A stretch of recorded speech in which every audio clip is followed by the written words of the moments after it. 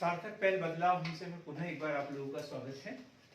और अभी तक हमने मुगल साम्राज्य पढ़ा और मुगल साम्राज्य के बाद में हम लेके आए हैं मराठा साम्राज्य। मराठा साम्राज्य, मराठा साम्राज्य मतलब मालव क्षेत्र जिसे कहते हैं, मालव क्षेत्र। मालवा की बात नहीं कर रहे हैं, किसकी बात कर रहे हैं? मालव क्षेत्र। मालव क्षेत्र, मालव क्षेत्र महाराष्ट्र के पुणे के आसपास का क्षेत्र है। हम जाएंगे महाराष्ट्र, और महाराष्ट्र में कहां? पुणे। महाराष्ट्र के पुणे के आस पास का क्षेत्र। चूंकि हम महाराष्ट्र के एकदम नजदीक है, ये जो हमारा बैतूल डिस्ट्रिक्ट है ये महाराष्ट्र ही है, ये मान के चलो। तो जैसे महाराष्ट्र का पूरा पठारी प्रदेश है, उबड़ खाबड़ जमीन, जंगल वगैरह है, ये वहां की। तो ये जो विशेषता होती है, तो ये लोगों में परिस्थितियों से लड़ने की एक विशेष क्षमता भी पैदा करती है। जैसे आसाम के गोरखा लोग ऊंची ऊंची पहाड़ियों को चढ़ जाते हैं कि शुरुआत से ही उनके अंदर क्या होती है, उनके फेफड़े इतने सशक्त हो जाते हैं कि वो कम ऑक्सीजन में भी काम करते रहते हैं, अनुकूलित हो जाते हैं। तो ऐसे ही महाराष्ट्र के लोग पठारी क्षेत्र होने के कारण इतने अपने आप को उन परिस्थितियों के अनुसार ढाल लेते हैं। शिवाजी को जो पहाड़ी चूहा कहा था औरंगजेब ने, क्या बोला था? पहाड़ी चूहा, क्योंकि पहाड़ियों वाला क्षेत्र, और ये घोड़े पे आते थे, गुरिल्ला युद्ध पद्धति, छुप के रहते थे, वार करते थे और भाग जाते थे। दुश्मन को संभलने का मौका भी नहीं मिलता था। क्या बोला गया है इसे? दक्कन में वर्गीगिरी। दक्कन में क्या कहा गया इसे? वर्गीगिरी। और शिवाजी की इस युद्ध पद्धति को क्या बोलते थे? गुरिल्ला युद्ध पद्धति। मतलब दुश्मन के ऊपर एकाएक छुप कर वार करना, और वार करने के बाद में जंगलों में जाकर छुप जाना। तो ये गुरिल्ला युद्ध पद्धति। तो बात करते हैं मावली। मावल क्षेत्र के लोग क्या कहलाएंगे? मावली। जैसे भारत के लोग भारतीय, हरियाणा के लोग हरियाणवी, पंजाब के लोग पंजाबी। तो ऐसे मावली मराठों में कोली समाज, कोली समाज जो शिवाजी की सेना में प्रारंभ में शामिल थे। ये उनके सैनिक थे, मावली लोग। शिवाजी की सेना जो प्रारंभ में जब उनका उदय हुआ, तो शुरुआत कहां से की उन्होंने? मालव क्षेत्र में। किन लोगों से? मावली लोगों से उसने शुरुआत की थी। अब ग्रांड टफ क्या बोलते हैं इनके विषय में? ग्रांड टफ, यदि एक छोटा सा क्वेश्चन आ जाए कि मराठों का उदय कैसे हुआ,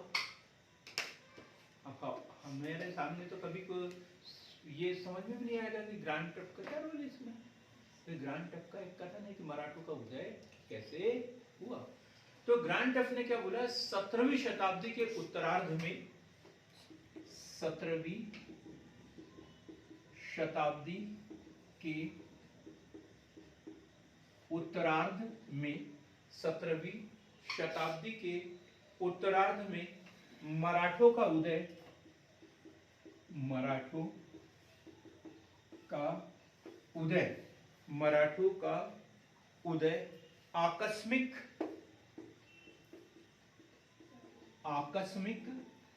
रूप से अग्निकांड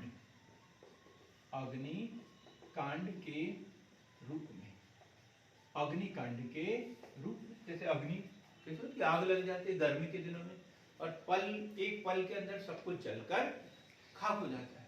कितनी तीव्र गति से आग लगती है गर्मी के दिनों में। तो वैसे ही जो मराठों का जो उदय हुआ है, कब हुआ है? 17वीं शताब्दी के उत्तरार्ध में। 17वीं शताब्दी के उत्तरार्ध में हुआ है। दो समय होते हैं, एक पूर्वार्ध और उत्तरार्ध। पूर्वार्ध मतलब पहले, उत्तरार्ध बाद। जैसे 12 बजे, 1 बजे, 2 बजे, ये लंच समय है हमारा, 1 से 2 के बीच में।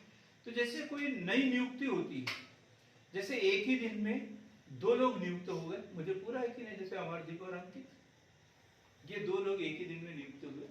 और आपने तो इनका नंबर अमरदीप एसडीएम के नाम से सेव करके रखा है ना। अब ये एसडीएम बन गए दोनों और एक ही जगह ज्वाइन करने के लिए गए। तो एक यदि 1 बजे के पहले पहुंच जाए तो सीनियर हो जाएगा, और एक 1 बजे के बाद में पहुंचे तो वो जूनियर, क्योंकि एक के आदेश में लिखा रहेगा कि इस तारीख को पूर्वार्ध में ज्वाइन किया और एक ने उत्तरार्ध में ज्वाइन किया। अब 17वीं शताब्दी की शुरुआत कब होती है? 1601 से। 17वीं शताब्दी की शुरुआत कब होगी? 1601 से। तो 1601 से 1650 तक पूर्वार्ध है, और 1650 के बाद में क्या होगा? उत्तरार्ध होगा। अब शिवाजी का जन्म कब हुआ? 1627 में, ठीक है। लेकिन क्या जिस दिन जन्म हुआ उसी दिन शिवाजी बन गए थे क्या वो? नहीं, कुछ तो समय लिया होगा। तो यही है कि 17वीं शताब्दी के उत्तरार्ध में, लगभग 1640-50 के बाद में जो है मराठों का जो उदय ऐसे हुआ जैसे आकस्मिक रूप से अग्निकांड का होता है। आकस्मिक रूप से अग्निकांड का होता है। क्लियर हो गई बात है? ये किसका कथन है? Grant tough. पीएससी के प्री में ऐसे क्वेश्चन अब पूछा जाने लगा, पूछ लेते हैं। 2020 का पेपर निकाल के देख, उसमें कितने सारे क्वेश्चन ऐसे पूछे गए, कथन किसका है, क्या है, ऐसे क्वेश्चन पूछे गए हैं। तो ग्रांट टफ 17वीं शताब्दी के उत्तरार्ध में मराठों का उदय आकस्मिक रूप से अग्निकांड के रूप में हुआ। यदि मेंस में ये क्वेश्चन पूछ ले मराठे कौन थे, उनका उदय कैसे हुआ, और हम लिखेंगे मराठे लोग जो है मालव क्षेत्र के, पुणे के आसपास का क्षेत्र था जिसमें मावली लोग सैनिक थे, ये सारी बातें लिखेंगे।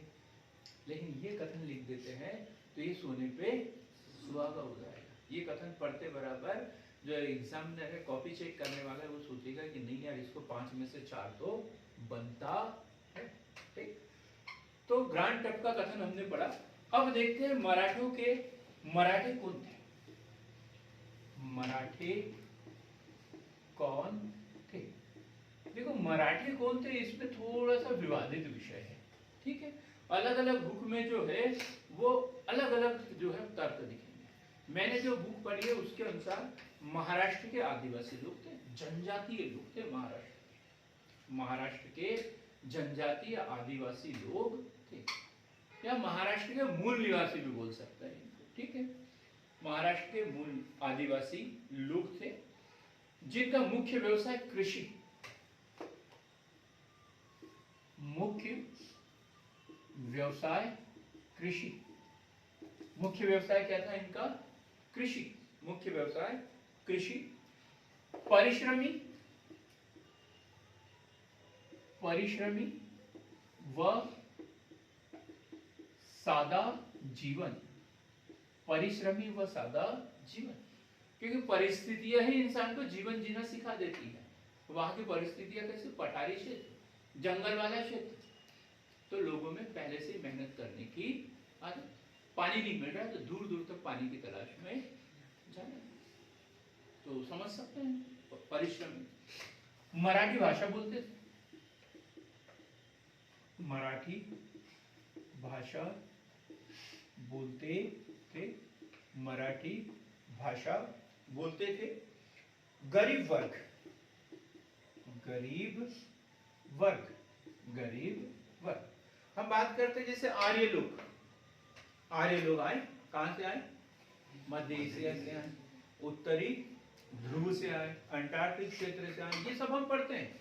ये आर्य लोग बाहर से आए और कहां आकर बस गए? सप्त सैंधव प्रदेश में आकर बस गए। यदि मान के चलो कोई मैदान खाली हो और आप सबसे पहले आ रहे हो और बोले कि जहां जगह मिल रही बैठ जा, तो क्या आप सबसे खराब वाली जगह देख के बैठोगे? सबसे अच्छी जगह हम देखकर बैठेंगे, सबसे अच्छी जगह देखकर बैठते हैं। तो वैसे ही जो आर्य लोग आए तो सबसे पहले कहाँ आए? सप्त सैंधव प्रदेश, उत्तर भारत, इधर उधर आकर बसे, क्योंकि वहां पर उपजाऊ भूमि, रहने की आदर्श परिस्थिति है।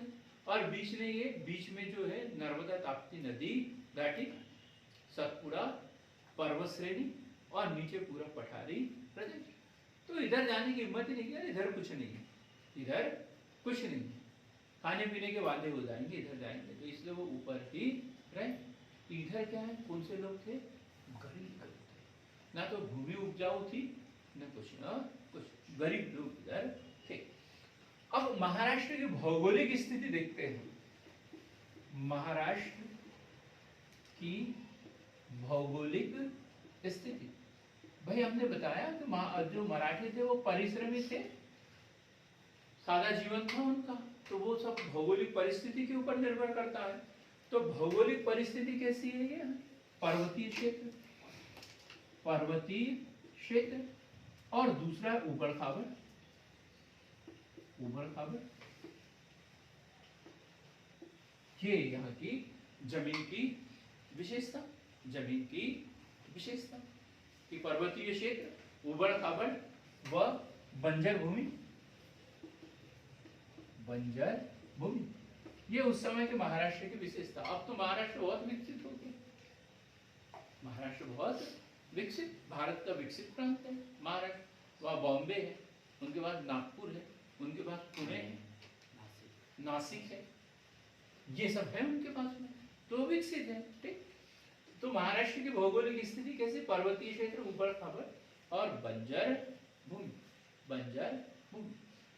तो शिवाजी के मन में जो है अचानक से विचार कैसे उत्पन्न हुए, अब हमें बगावत करना चाहिए, बगावत करना चाहिए, एक तरीके से बगावत ही तो की उन्होंने। ठीक, तो मराठों की उदय के पीछे एक महत्वपूर्ण कारण, ये कारण तो हमने पढ़े, एक और कारण था औरंगजेब की धार्मिक कट्टरता की नीति। मराठों के उदय का एक महत्वपूर्ण कारण क्या था, औरंगजेब की धार्मिक कट्टरता की नीति। यहां से हम ये भी बोल सकते हैं उदय के कारण, मराठों के उदय के कारण। उदय के कारणों में यदि एक देखा जाए तो महाराष्ट्र की भौगोलिक स्थिति, और दूसरा क्या हो जाएगा, औरंगजेब की धार्मिक कट्टरता की नीति। औरंगजेब कैसा था, कट्टर सुन्नी मुसलमान, पूरे भारत को जो है वो दार उल हर्ब से दार उल इस्लाम में बदल देना चाहता था। राजपूत नीति को उसने परिवर्तित कर दिया, राजपूतों के ऊपर भी उसने दबाव बनाया कि वो मुस्लिम धर्म कबूल कर, ये उसने वो शर्तें रखता था। जैसे आपने जसवंत सिंह के बारे में पढ़ा, मारवाड़ क्षेत्र के राजा, तो उनको भी यही बोला था कि आप मुस्लिम धर्म कबूल कर लो, तुम्हारी जो सूबेदारी है वो सुरक्षित रहेगी, ये उन्होंने बोला। जैसे को उसने यहाँ से वहां फिराते रहा, कभी उत्तर कभी दक्षिण कभी बंगाल, इधर उधर फिराते रहे। तो औरंगजेब की धार्मिक कट्टरता की नीति। फिर तात्कालिक महाराष्ट्र के धार्मिक आंदोलन, तात्कालिक महाराष्ट्र के धार्मिक आंदोलन, तात्कालिक महाराष्ट्र के धार्मिक आंदोलन। उस समय में महाराष्ट्र में कौन सी प्रथा थी, संत प्रथा थी। कौन सी, संत प्रथा, जो लोगों को बोलते थे सारा जीवन उच्च विचार, अपने धर्म पे गर्व करो, अपनी संस्कृति पे गर्व करो, ये सारी बातें वो सुनाते थे। तो जैसे संत तुकाराम, संत तुकाराम, संत तुकाराम, टुकड़ोजी महाराज, टुकड़ोजी महाराज, टुकड़ोजी महाराज, विठोबाजी महाराज,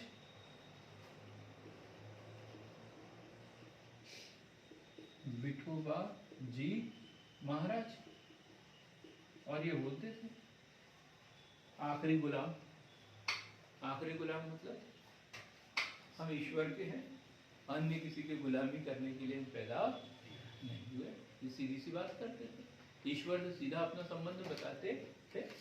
तो तात्कालिक महाराष्ट्र के धार्मिक आंदोलन।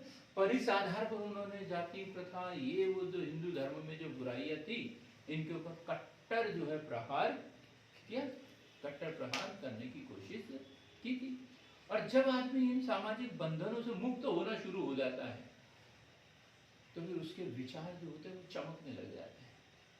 और जब तक आदमी सामाजिक बुराइयों में जकड़ा रहता है ना, तब तक उसे अच्छाइयाँ, आगे बढ़ने की प्रेरणा कभी दिखाई नहीं देती। जो भी ऐसे मामले में उलझा रहेगा वो कभी आगे नहीं बढ़ सकता। आगे बढ़ना है तो फिर हमें जो हमारे पारिवारिक, सामाजिक, धार्मिक की जो बुराइयाँ, मान्यताएं, कर्मकांड, इनसे उठकर ऊपर की ओर सोचना पड़ेगा।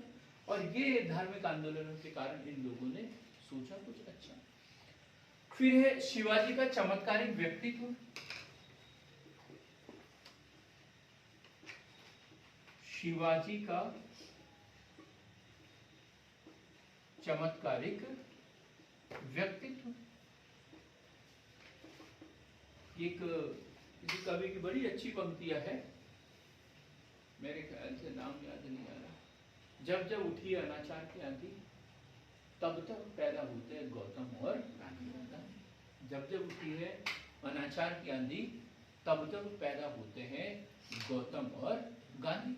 जिसको मालूम हो वो कमेंट बॉक्स में अवश्य लिखे। ये पंक्तियां किसकी आपको पता है? नहीं पता ना? भोपाल में उनका ये बना हुआ है, दुष्यंत कुमार है ना। तो शिवाजी का चमत्कारिक व्यक्तित्व, ये एक ऐसा व्यक्ति था जिसने महाराष्ट्रीय समाज को एक नई दिशा दे दी।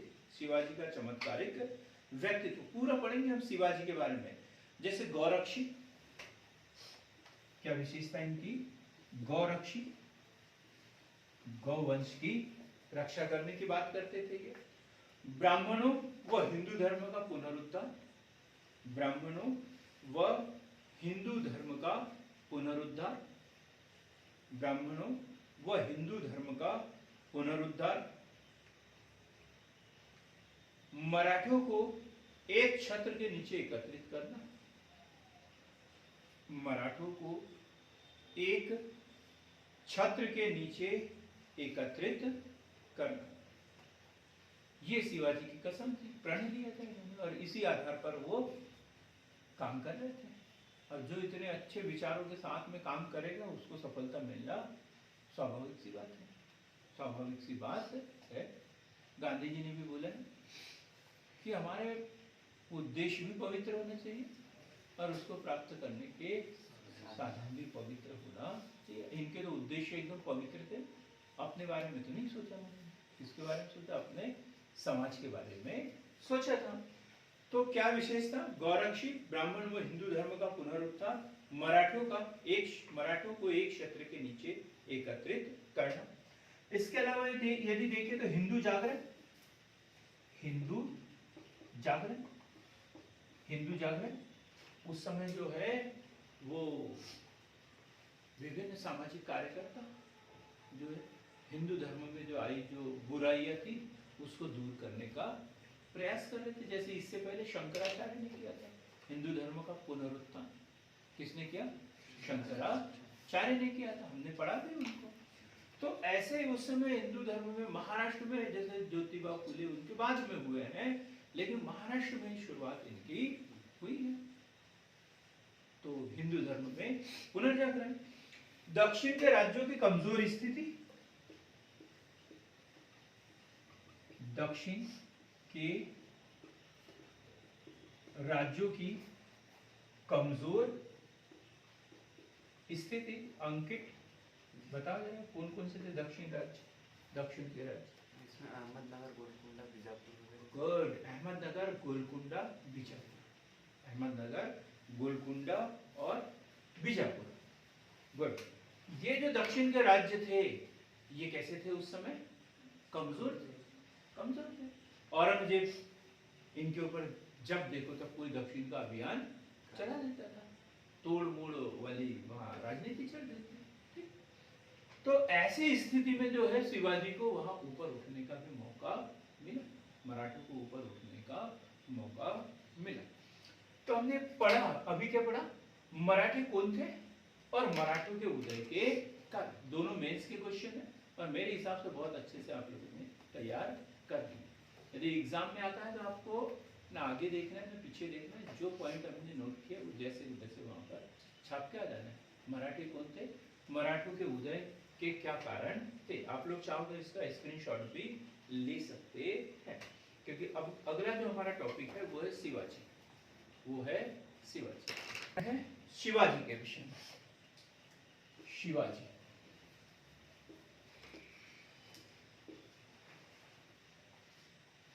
शिवाजी नाम ही काफी है, नाम ही काफी है। इनका नाम लेते बराबर हमें एक अलग सी एनर्जी मिलती है। शिवाजी, छत्रपति वीर शिवाजी, जन्म 1627 और मृत्यु 1680। मनुष्य के जीवन को 100 साल में बांटा गया है। उसमें बोला है 25 साल ये करना है, 25 साल ये करना है, 25 साल ये करना है, 25 साल ये करना है। इनका कितने साल का, 53 साल, 53-54 साल की उम्र में न कोई सन्यास, न कोई ब्रह्मचारी, न कोई सन्यास, न कोई ब्रह्मचारी, फिर भी काम इन्होंने ऐसा किया कि दुनिया इनको युगों युगों तक याद करते रहे। इसलिए कुछ करने के लिए हमें उम्र का इंतजार करने की आवश्यकता नहीं, जो करना है वो कर, जो करना है वो कर। तो शिवाजी का जन्म 1627, मृत्यु 1680। अब हम देखेंगे विस्तृत जानकारी उनके जन्म के विषय में।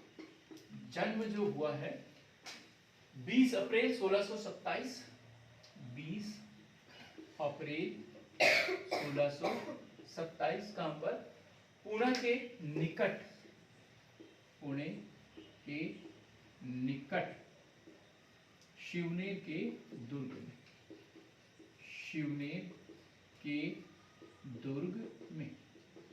कब, 20 अप्रैल 1627 पुणे के निकट शिवनेर के दुर्ग में इनका जन्म हुआ। इनके जो संरक्षक थे, संरक्षक वो थे दादा कोंडदेव, दादा कोंडदेव। अक्सर ऐसे ही होता है, बच्चा जब छोटा रहता है तो उनके पिताजी घर चलाते हैं, काम करते हैं, और घर में कौन रहते हैं, उनके दादाजी। और अक्सर जो बच्चों के ऊपर दादा दादी का ज्यादा प्रभाव, लाड़ प्यार सब कुछ इनको मिलता है। अभी क्या होता है कि जैसे नौकरी करते हैं लोग तो 50 किलोमीटर, 100 किलोमीटर, 150 किलोमीटर चले भी जाते हैं, शाम तक वापस भी आ जाते हैं। तो बच्चे जो है हर दिन अपने पिताजी को देखते हैं। पहले तो ये साधन नहीं थे ना, तो पहले इस महाराज की उस महाराज की सेवा में चल जाते थे और 2-2, 4-4 साल तक उधर ही रहते थे। तो ऐसे ही इनके साथ भी, इनके पिताजी के साथ ऐसे ही हुआ। और ये जो है उनके ऊपर संरक्षक जो है इनके दादा पूर्णदेव का है, ज्यादा प्रभाव इनके ऊपर पड़ा। इनके गुरु का नाम, ये बार बार क्वेश्चन पूछा जाता है, और हम जो है ये दादा पूर्णदेव लिख के आ जाते हैं इसमें। और जब भी प्री में क्वेश्चन आएगा शिवाजी के गुरु कौन थे, तो उसमें दादा पूर्णदेव ऑप्शन में जरूर रहेगा, तानाजी रहेगा, लेकिन क्या नाम था इनके गुरु का, समर्थ रामदास, समर्थ रामदास। शिवाजी के गुरु का नाम क्या है, समर्थ रामदास। पिताजी का नाम, इनके पिता का नाम है शाहजी भोसले। एक बार क्वेश्चन इतना सा आया, शिवाजी किस वंश के थे, शिवाजी किस वंश के थे, और चारों मराठा वंश दे दिया उसमें, जैसे भोसले, बड़ोदे, सिंधिया, गायकवाड़, ऐसे 3-4 वंश दे दिए। 4 कंफ्यूज हो गए, क्योंकि हम शिवाजी को सिर्फ शिवाजी के नाम से जानते हैं। कोई याद करता है कि शिवाजी भोसले, किसी ने पढ़ा भी था शिवाजी भोसले? सर आपने पढ़ा तो है, लेकिन हम ऐसे तो याद नहीं करते शिवाजी भोसले का, नहीं पढ़ते ना। तो शाहजी भोसले, पिताजी का नाम शाहजी भोसले, द्वितीय उन्होंने तुकाबाई मोहिते से किया, शिवाजी ने नहीं, उनके पिताजी ने। द्वितीय विवाह किससे? तुकाबाई मोहिते, तुकाबाई मोहिते से किया। और क्या किया? कर्नाटक में चले गए, कर्नाटक में चले गए 1637 ईस्वी में।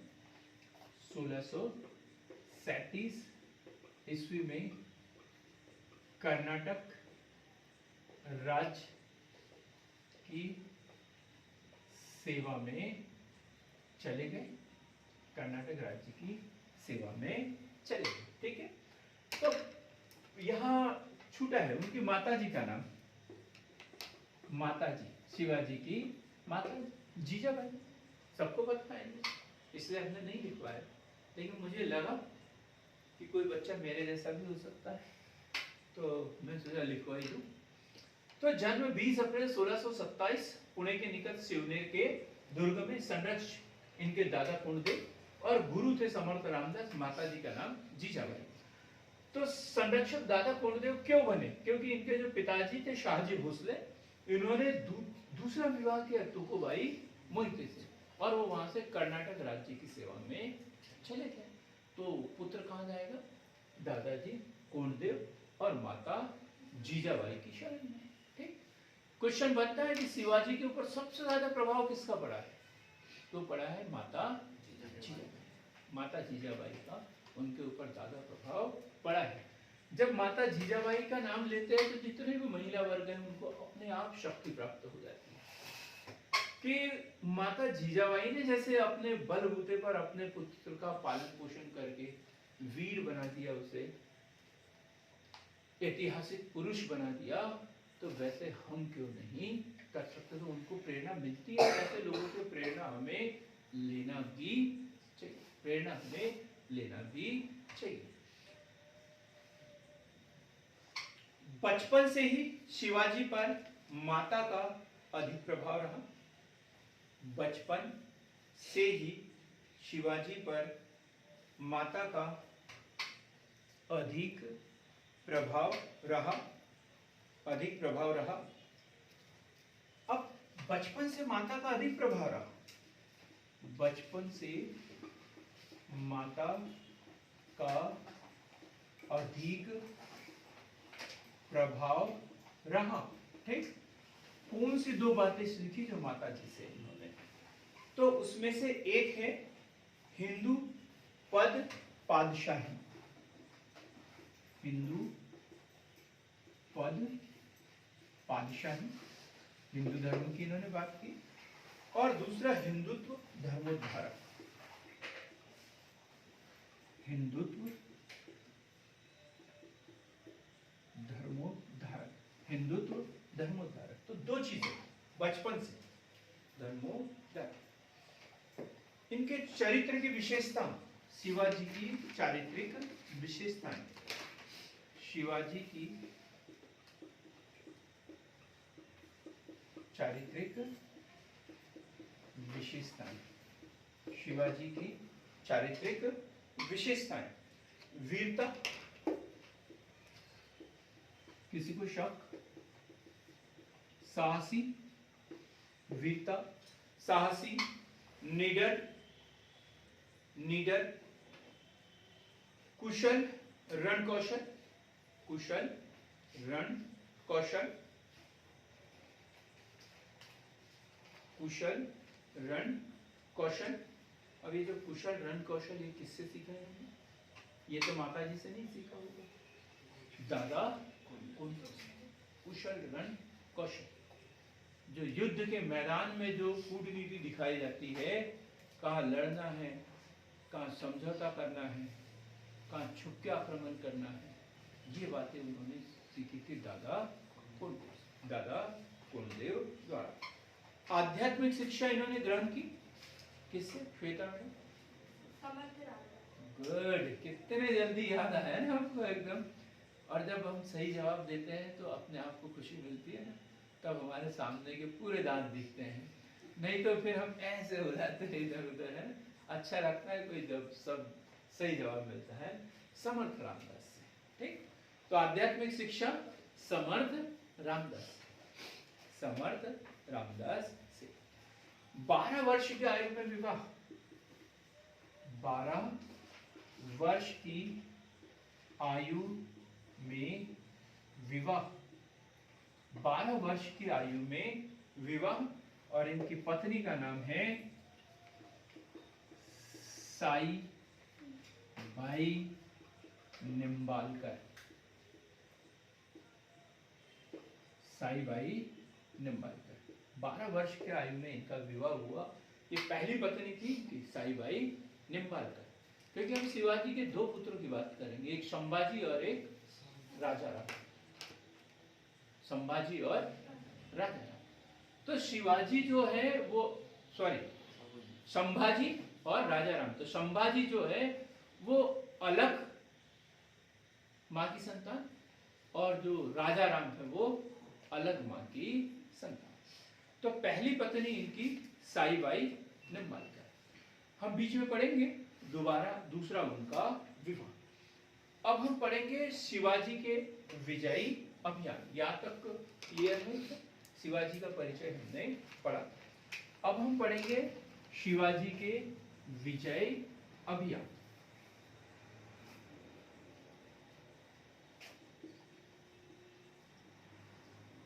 शिवाजी के विजय अभियान, शिवाजी के विजय अभियान, शिवाजी के विजय अभियान।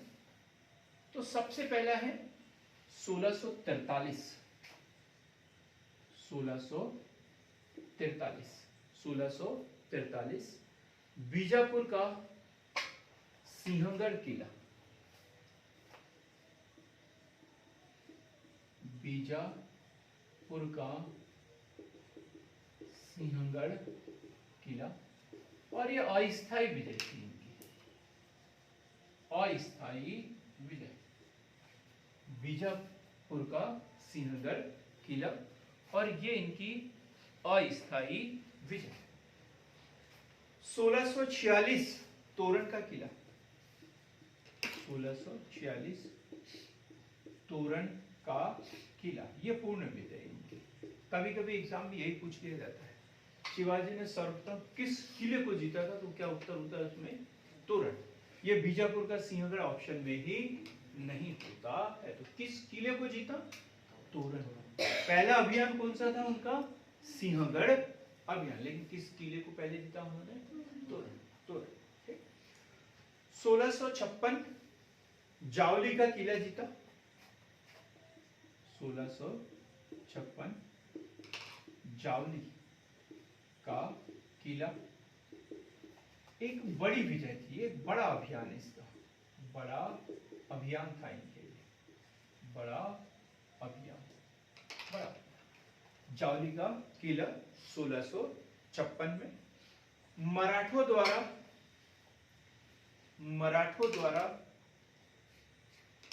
चंद्रराव मोरे से जीता था, मराठों द्वारा चंद्रराव मोरे से जीता,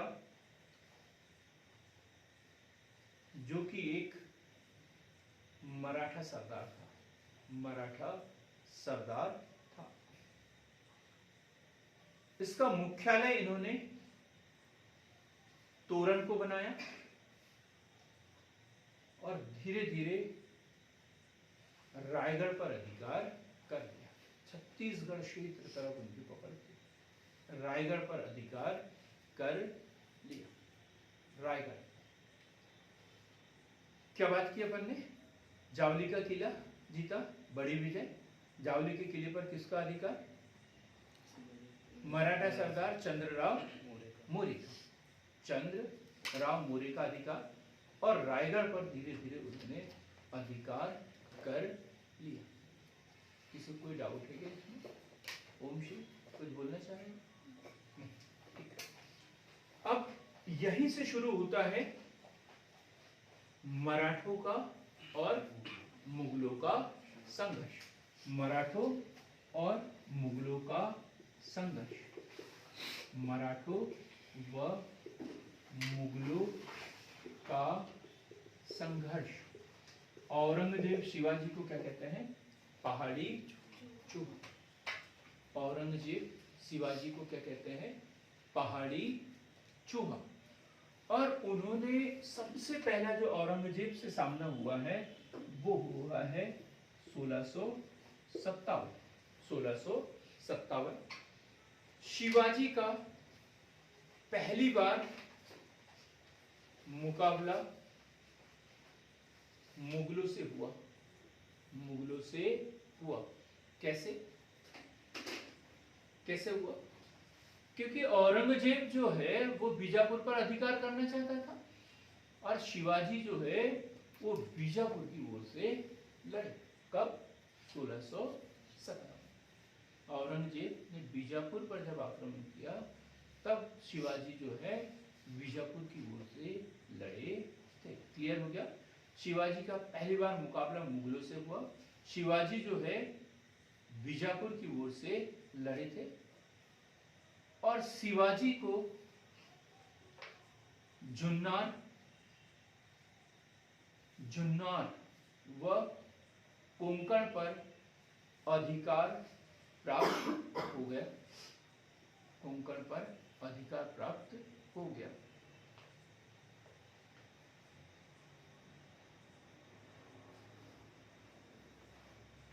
क्लियर हो गया?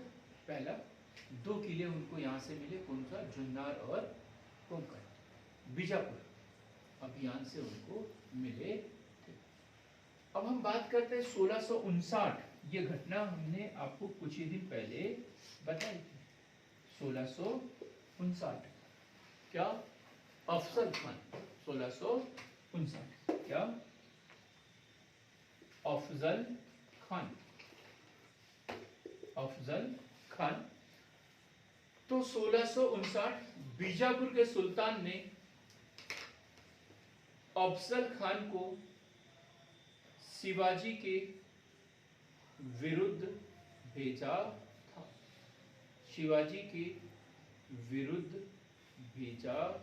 था।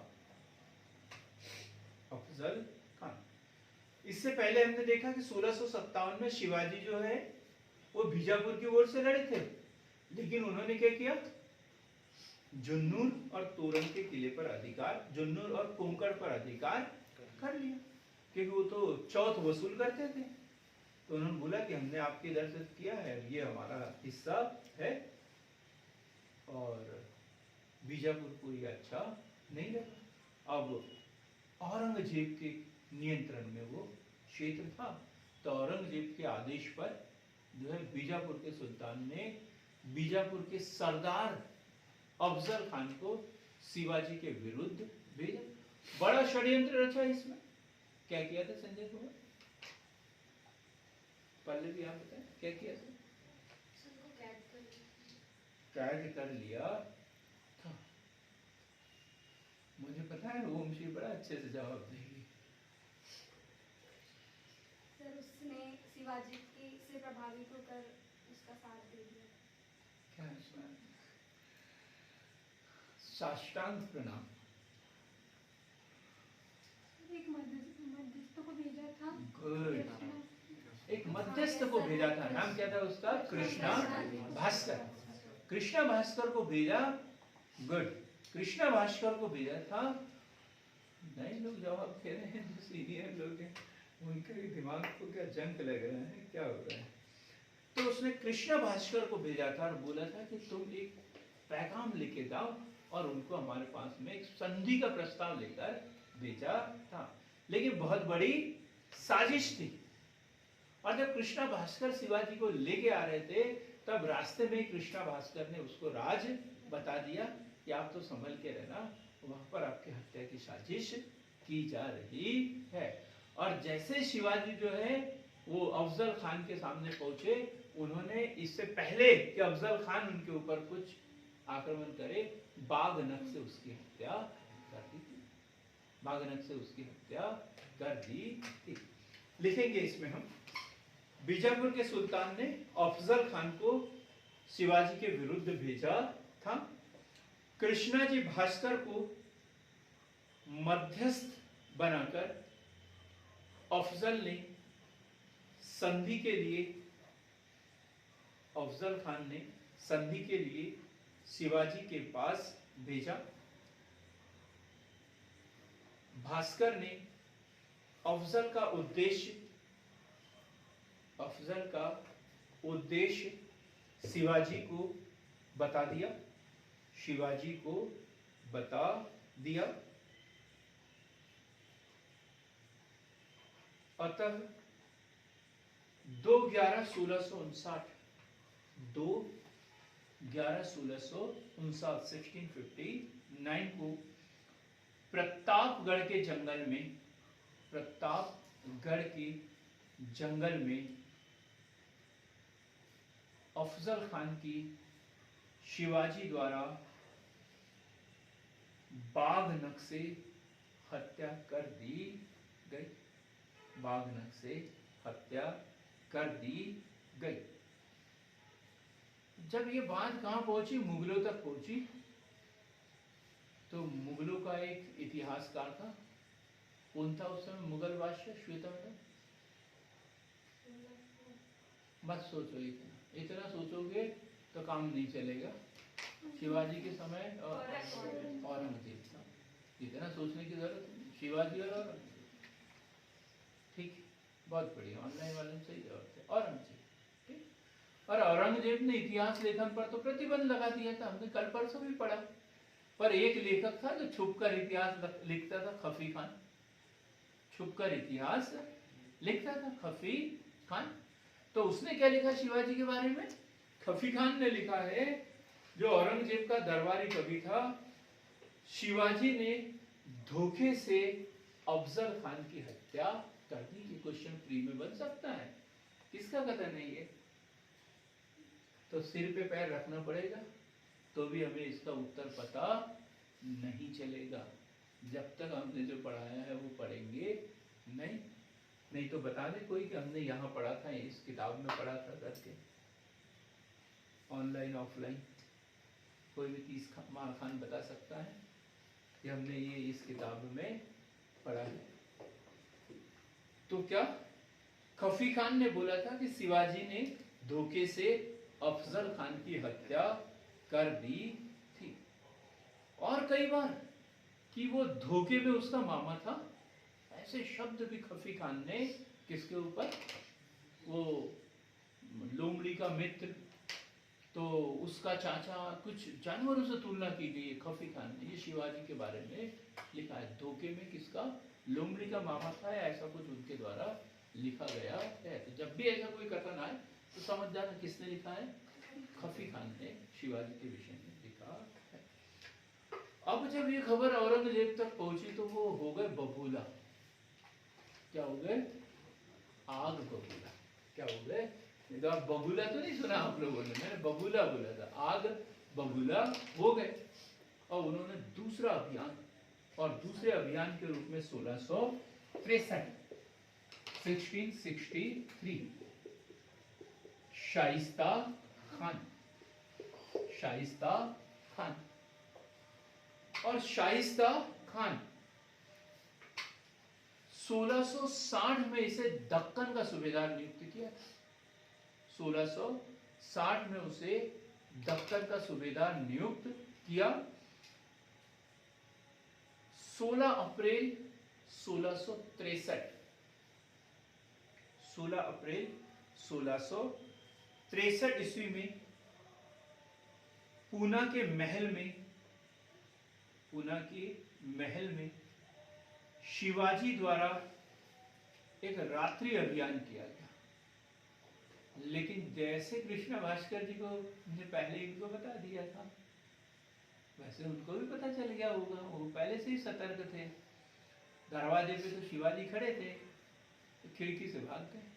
यकीन नहीं आता हो तो देख लो, वो भाग रहे खिड़की में से शाइस्ता खान, लेकिन उनका अंगूठा कट गया था वहाँ पे, शाइस्ता खान का। अभी तक संभाल के रखा है मैंने, वो देखो नीचे टेबल के ऊपर रखा हुआ है।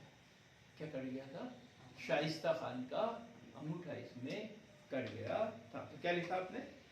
औरंगजेब द्वारा 1660 ईस्वी में शाइस्ता खान को दक्कन का सूबेदार नियुक्त किया गया और शिवाजी ने जो है पुणे के महल पर एक रात्रि अभियान के दौरान शाइस्ता खान पर आक्रमण किया, जिसमें वो तो बचकर भाग गया, लेकिन इस आक्रमण में उसका अंगूठा कट गया था। ये क्वेश्चन पीएससी ने पूछा है और उसमें 4 ऑप्शन दिए हैं, अफजल खान, शाइस्ता खान और 2 नाम जो है, एक बीजापुर का सूबेदार का नाम आता है, एक अहमदनगर के सूबेदार का नाम आया। ठीक? तो शाइस्ता खान क्लियर हो गया। क्वेश्चन एक बार बने हैं कि शिवाजी द्वारा सूरत को पहली बार कब लूटा गया था, दूसरी बार कब लूटा गया था? आप लोगों में से कोई बता दे, शिवाजी ने सूरत को पहली बार कब लूटा था?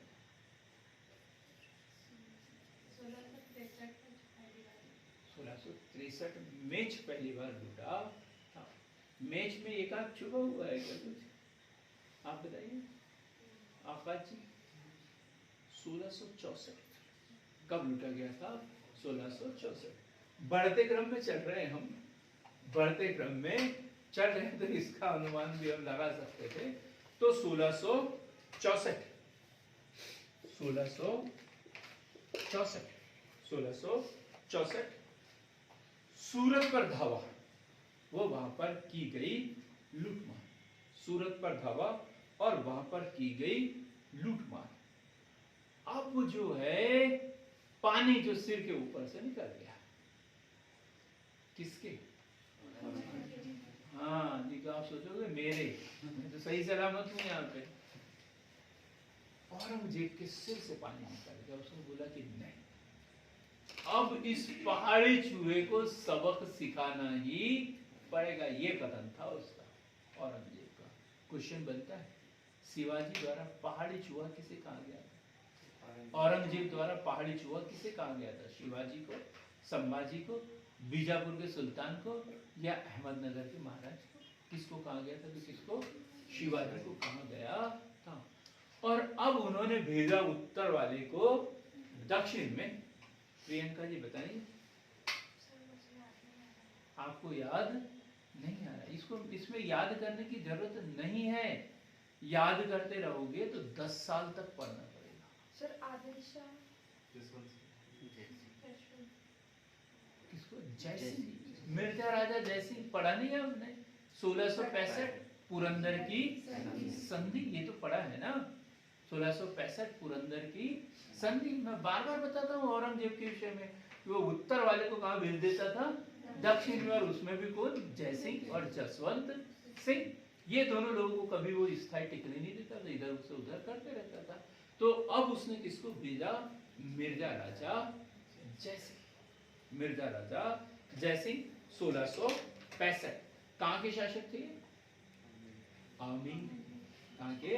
आमेर के। अभी आमेर का जो छोटा सा वीडियो बनाया था मैंने, मजाक में बनाया था। 3000 सब्सक्राइब आए हैं उसके ऊपर। नहीं सब्सक्राइब नहीं, व्यूज 3000। पता नहीं ऐसा क्या हो गया, किसकी नजर लग गई उस वीडियो को, इतने सारे व्यूज उसके ऊपर आ गए। तो मिर्जा राजा जयसिंह 1665 ईस्वी, इसे औरंगजेब ने बीजापुर पर अधिकार करने के लिए भेजा था। आमेर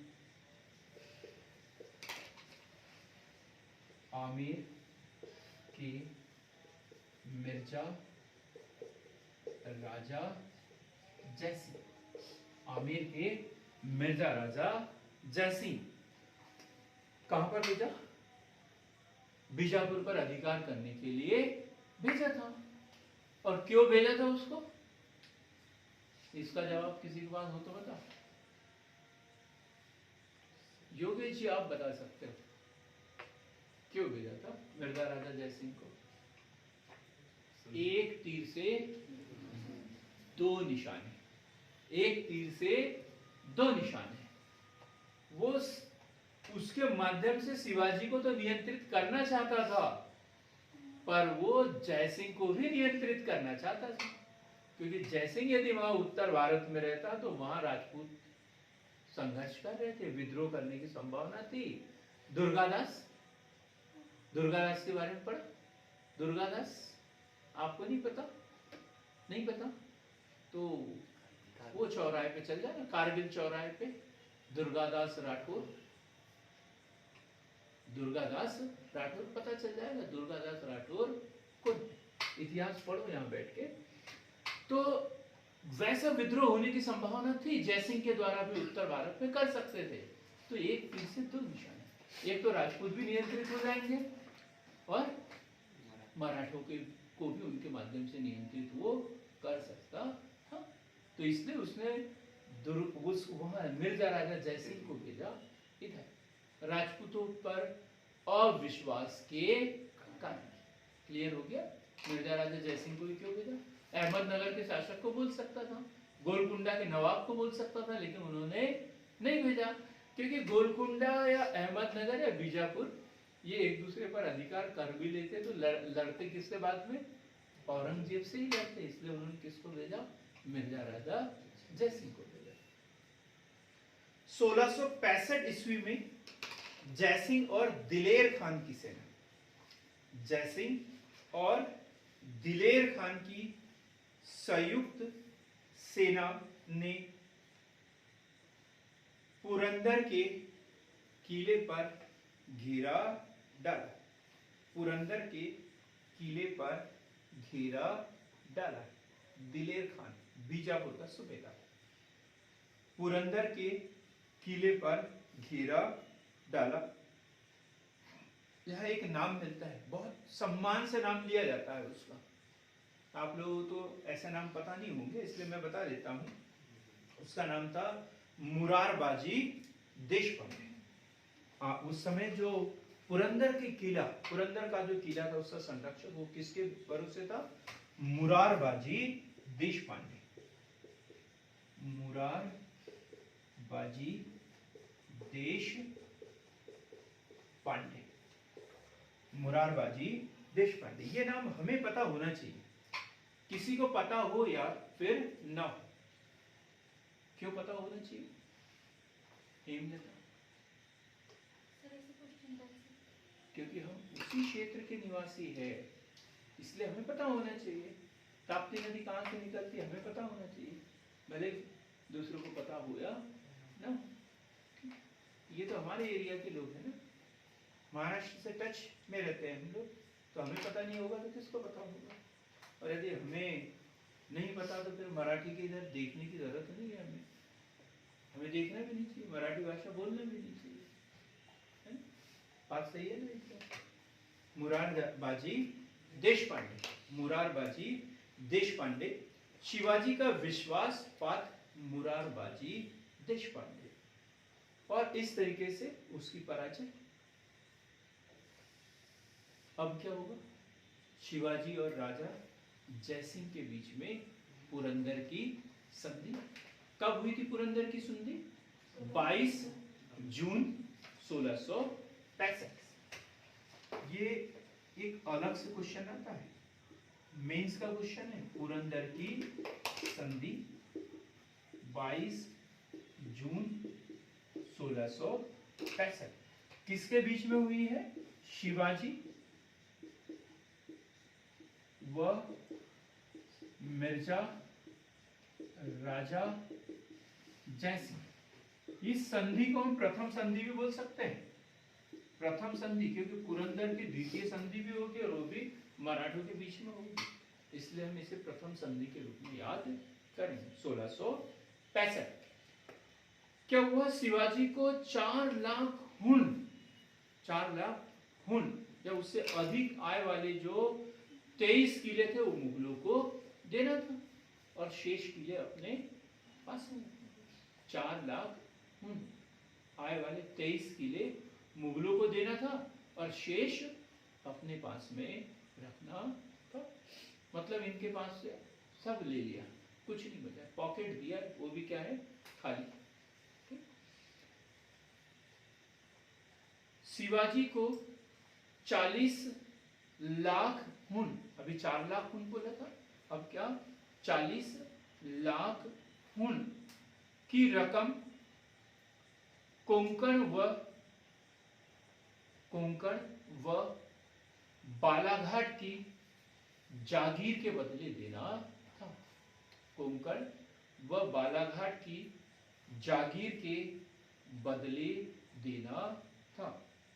कोंकण व बालाघाट की जागीर के बदले देना था।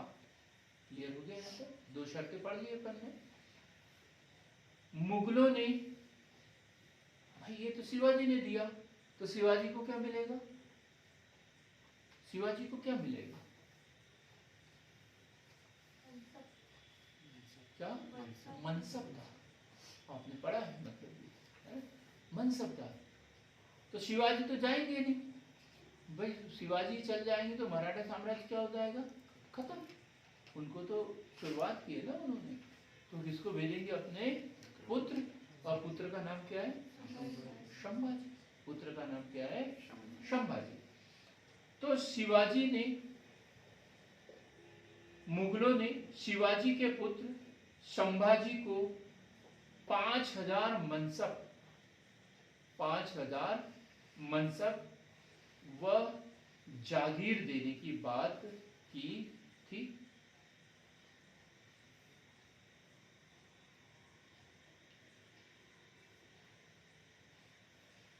5000 का मनसब व जागीर देने की बात की थी। दक्कन में, अगली शर्त और है इसमें, दक्कन में शिवाजी, दक्कन में शिवाजी मुगलों को अपने 5000 घुड़सवार देंगे। शिवाजी घुड़सवार, शिवाजी के पास में घुड़सवार थे, पठारी क्षेत्र में रहते थे, जंगलों में, ऊंची नीची जगह पर युद्ध लड़ सकते थे। मुगल जो है वो असफल हो जाते थे दक्षिण में। उसका कारण क्या था? कि वो उत्तर भारत में उनकी सेना प्रशिक्षित रहती थी, उत्तर भारत में मैदानी क्षेत्र हुआ करता था, तो वहां वो उस परिस्थिति के अनुकूल थी। लेकिन दक्षिण भारत में कैसा उबड़ खाबड़ पठारी क्षेत्र, तो वहां पर उनके घोड़े चढ़ ही नहीं पाते, समझ ही नहीं आता था। और शिवाजी की सेना प्रशिक्षित माहौल के अनुसार वो पर्वतों के बीच में, पहाड़ों पे इधर उधर छुप जाते थे, दुश्मन के ऊपर आक्रमण करते थे एकाएक और फिर वापस चल जाते थे। और दुश्मन जो है वो सोच भी नहीं पाता था कि किधर से आए और किधर से चले गए। तो इसलिए शिवाजी को बोला कि तुम्हारी जो सेना में 5000 घुड़सवार होगी वो भी हमें मदद के लिए दो। लास्ट पॉइंट, शिवाजी ने बीजापुर के विरुद्ध, शिवाजी ने बीजापुर के विरुद्ध मुगलों को सैनिक सहायता देने का वादा किया, कि बीजापुर के विरुद्ध सैनिक सहायता देने का भी वादा किया। तो ये 5-6 शर्तें जो है वो पुरंदर की संधि की थी और मेंस के एग्जाम के दृष्टिकोण से महत्वपूर्ण है। जिसको भी इस प्रश्न का उत्तर याद न हो तो कृपा करके एक दिन की छुट्टी कर ले, पेपर न दे उस दिन, और पहले इसे याद कर ले, उसके बाद ही पेपर देने के लिए जाएं, क्योंकि ये बहुत महत्वपूर्ण क्वेश्चन है। पुरंदर की संधि 22 जून 1665 शिवाजी और मिर्जा राजा जयसिंह के बीच में 4 लाख खून से अधिक आय वाले 23 किले जो है वो मुगलों को दे दिए गए। 40 लाख खून की जो रकम है उन्हें सूबेदारी के बालाघाट व कोंकण की जागीर के बदले देना था। फिर बदले में इनको क्या मिला? संभाजी को 5000 का मनसब और जागीर देने का वादा किया। एक और शर्त रखी कि तुम्हारे जो 5000 घुड़सवार है वो हमारी मदद करेंगे दक्षिण में। साथ ही अब अगला जब भी हमारा बीजापुर के ऊपर अभियान होगा तो शिवाजी जो है मुगलों की ओर से लड़ेंगे, क्योंकि पहली बार जो वो बीजापुर की ओर से लड़े थे, तो अब बोला कि अब तुम मुगलों की ओर से लड़ोगे। ये बात उन्होंने की। अब संधि के तहत जो है उन्हें कहाँ जाना था? मुगल दरबार में जाना था, क्योंकि मुगल दरबार में संभाजी जाएंगे, उनको 5000 का मनसब मिलेगा और वहां पर उन्हें जागीर भी मिलेगी। शिवाजी गए वहां पर, भी अपने लाडले बेटे को अकेले को तो नहीं भेज सकते, क्योंकि आज कोई भी माँ बाप अपने बच्चों को बाहर पढ़ाने के लिए भी भेजता है तो वो खुद जाते हैं पहली बार छोड़ने के लिए, है? तो वो खुद ही गए उनके साथ में छोड़ने के लिए। वहां जाके देखा तो ऐसा लगा पहले हम तो खास नहीं है, हम तो आम आदमी हैं, नौकरों जैसा हमारा साथ व्यवहार हो रहा है, राजा महाराजा तो हमें कोई समझ ही नहीं रहा है। इनको बड़ा अपमानित महसूस हुआ। जब इन्होंने विरोध किया तो फिर जयपुर महल में इन्हें कैद कर लिया गया। पूछा जाता है किस महल में इन्हें कैद करके रखा गया था, तो जयपुर महल में कैद करके रखा गया था। और फिर वहां से बड़ी मुश्किल से बचकर बाहर निकले, वो बात भी हम पढ़ेंगे। 1665 में शिवाजी को आमेर के किले में बुलाया जाता है। आमेर के किले में बुलाया जाता है और अपमान किया जाता है। जिन्हें बंदी बनाकर आगरे के जयपुर महल में बंदी बनाकर रखा गया।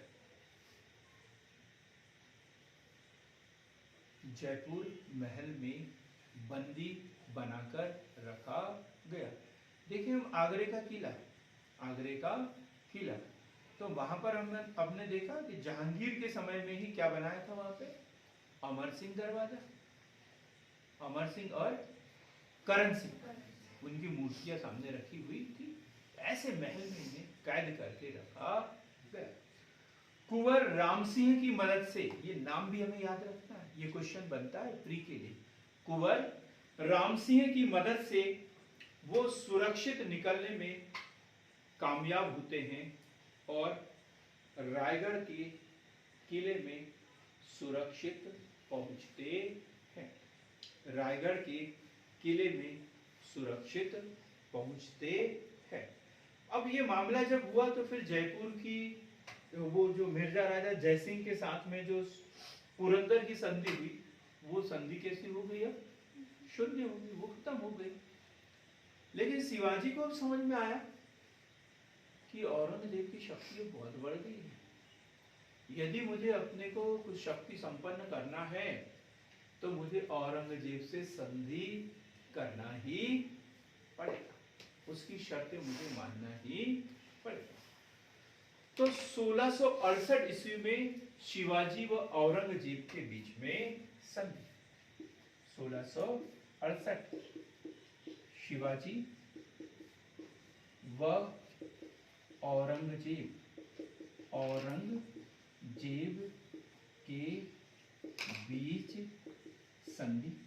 शिवाजी और औरंगजेब के बीच में संधि और उसकी शर्तें क्या। अब ये प्रस्ताव किसने रखा था, शिवाजी ने खुद पत्र लिखा औरंगजेब को और बोला कि मैं पुरंदर की संधि की शर्तें मानने को तैयार हूं।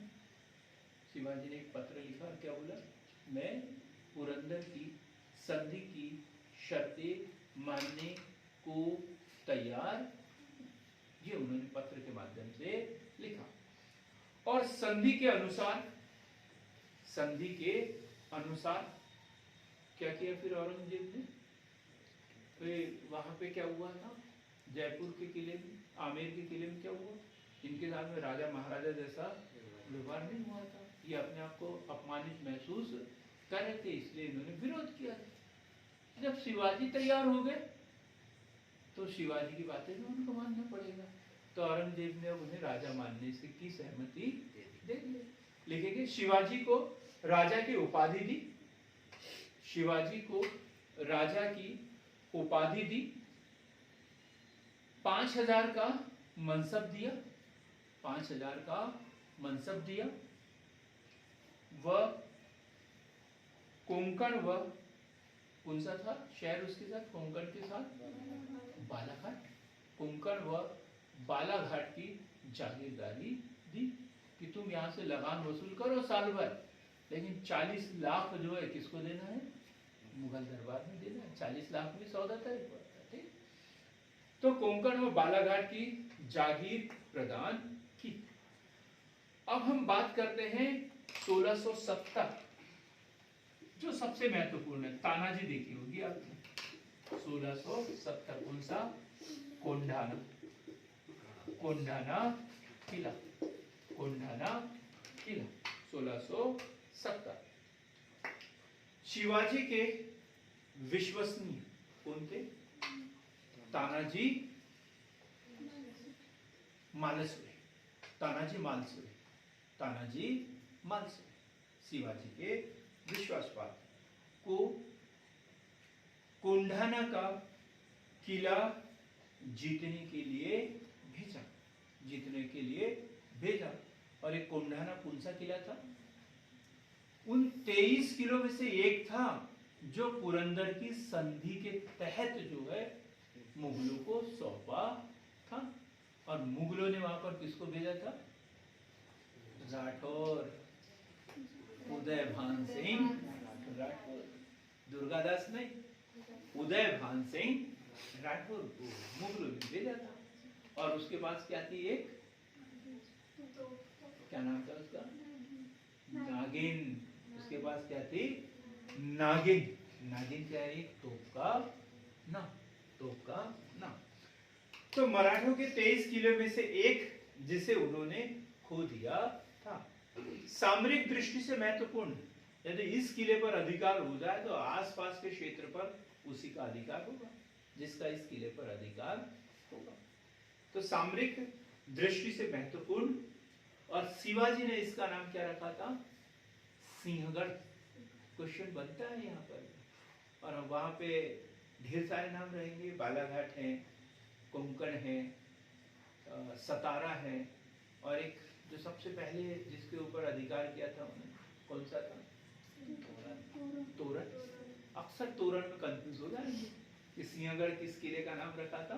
तोरण का रखा था। 90% फेल हो जाएंगे। तो सिंहगढ़ किस किले का नाम रखा उन्होंने? कोंढाणा का।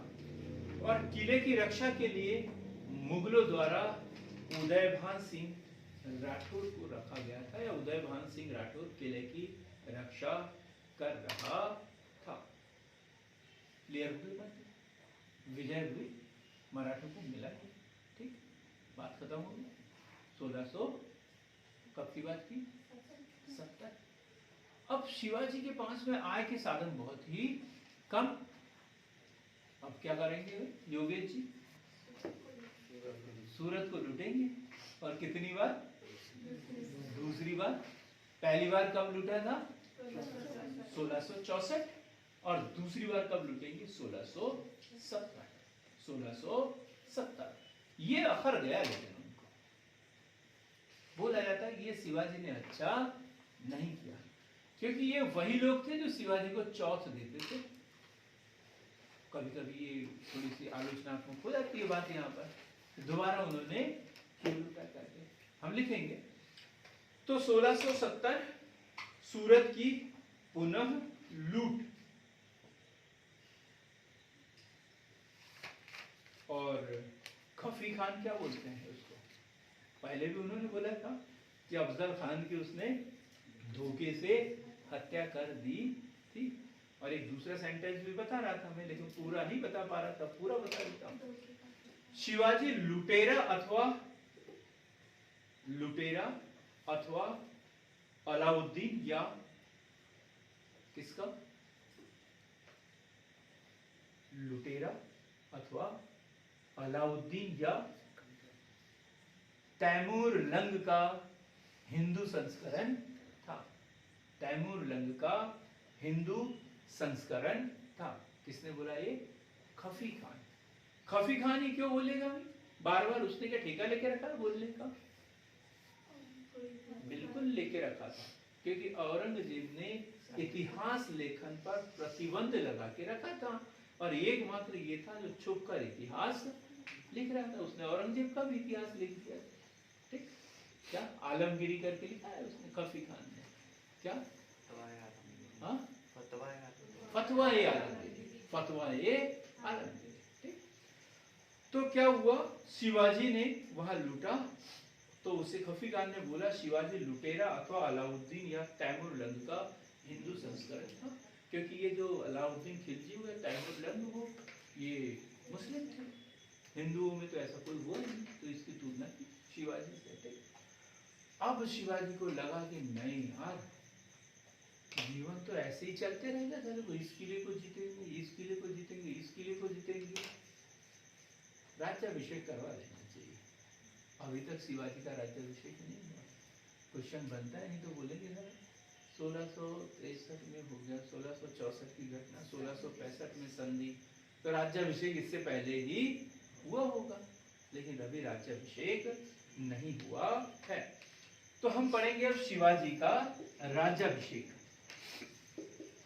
शिवाजी का राज्याभिषेक, शिवाजी का राज्याभिषेक 16 जून 1674 को, 16 जून 1674 को, 16 जून 1674 कहां पर? रायगढ़, रायगढ़ के किले, रायगढ़ के किले। तो 16 जून 1674 को रायगढ़ के किले में बनारस के ब्राह्मण गंगा भट्ट द्वारा शिवाजी का राज्याभिषेक किया गया था। शुरुआत में हमने पढ़ा मराठे कौन है, तो मराठे कौन है?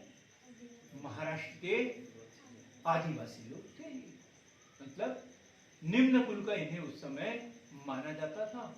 तो कोई भी महाराष्ट्रियन ब्राह्मण जो था इनका राज्याभिषेक करने के लिए तैयार नहीं थे, इसलिए बनारस के ब्राह्मण को वो वहां लेकर गए, गंगा भट्ट को, और उन्होंने जो है उनका राज्याभिषेक किया।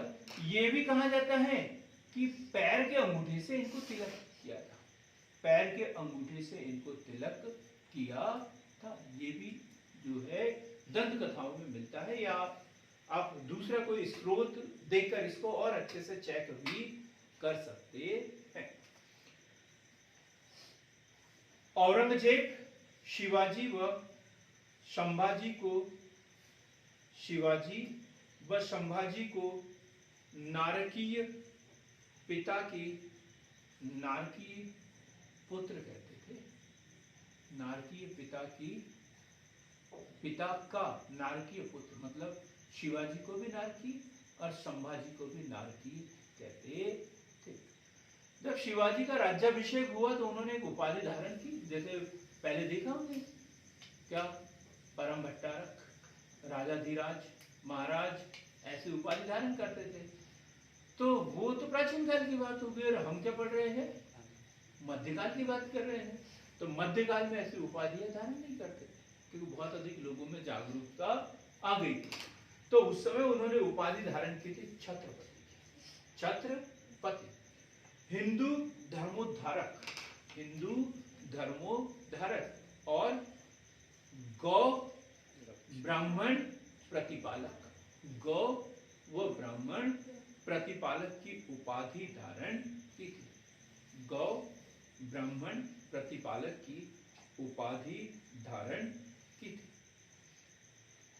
अब शिवाजी का लास्ट अभियान कोई बता दे कौन सा था? दक्षिण का था। दक्षिण में तो केरल भी है और कर्नाटक भी है, के फॉर केरल, के फॉर कर्नाटक, दोनों में से किसी को चुनना पड़े तो क्या चुनेंगे आप? कर्नाटक ही है। कर्नाटक ही है, क्या बात है। जब आपको याद आ जाता है तो आप हंसते बहुत अच्छा है। तो 1678 ईस्वी का कर्नाटक अभियान, शिवाजी का अंतिम अभियान, शिवाजी का अंतिम अभियान। जिंजी इसके दक्षिण भाग की राजधानी थी, तो कभी जिंजी के नाम से भी पूछ लिया जाता है। किस किले पर शिवाजी ने अंतिम बार आक्रमण किया था? तो जिंजी के किले पर, यह क्वेश्चन भी पूछा गया है। तो शिवाजी का अंतिम अभियान, विजय तो हुए ये, लेकिन घायल हो गए थे। इनके शरीर पर पूरे तलवारों के निशान थे, कई युद्धों में भाग लिया। ये खुद लड़ते थे, सेना का प्रतिनिधित्व करते थे। ऐसे नहीं कि मुगल बादशाह जैसे आगरा में बैठे, दिल्ली में बैठे हैं और बीजापुर पे अभियान चल रहा है, ऐसा इनका काम था क्या? नहीं, ये स्वयं लीड करते थे। तो 53 वर्ष की आयु में, 53 वर्ष की आयु में 14 अप्रैल 1680 को शिवाजी की मृत्यु हो गई। 14 अप्रैल 1680 को शिवाजी की मृत्यु हो गई। यदुनाथ सरकार क्या बोलते हैं शिवाजी को? हमने सबसे पहला कथन जो है शिवाजी के विषय में कर्नल टाड का पढ़ा, कर्नल टाड का पढ़ा था। और दो कथन हमने किसके पढ़े? खफी खान के पढ़े। और चौथा कथन हम यदुनाथ सरकार का। क्या बोलते हैं? मैं शिवाजी को कुछ बोल। सर एक ने धोखे का पिता शैतान। हाँ, वो धोखे का पिता शैतान का, वो उसी का है, खफी खान का है। यदुनाथ सरकार का जो है, मैं शिवाजी को हिंदू प्रजाति का अंतिम रचनात्मक प्रतिभा संपन्न व्यक्ति व राष्ट्र निर्माता। क्या कहा उसने? शिवाजी को हिंदू प्रजाति का अंतिम रचनात्मक प्रतिभा संपन्न व्यक्ति व राष्ट्र निर्माता। तो अभी हमने आज जो है शिवाजी के विषय में पढ़ा। हमने पढ़ा कि मराठे कौन थे। दूसरा क्वेश्चन ये भी तैयार किया कि मराठों की उत्पत्ति के प्रमुख कारण कौन कौन से थे, या कौन सी परिस्थितियां थी जिसके कारण मराठों का विकास हुआ। और उसके बाद में जो चमत्कारिक व्यक्तित्व के धनी मराठा राज्य के संस्थापक शिवाजी के विषय में पढ़ा। जो अगला जो विषय होगा वो जो शिवाजी का प्रशासन हम पढ़ेंगे और संभाजी के विषय में पढ़ेंगे। तो तब तक के लिए बहुत बहुत धन्यवाद आपको।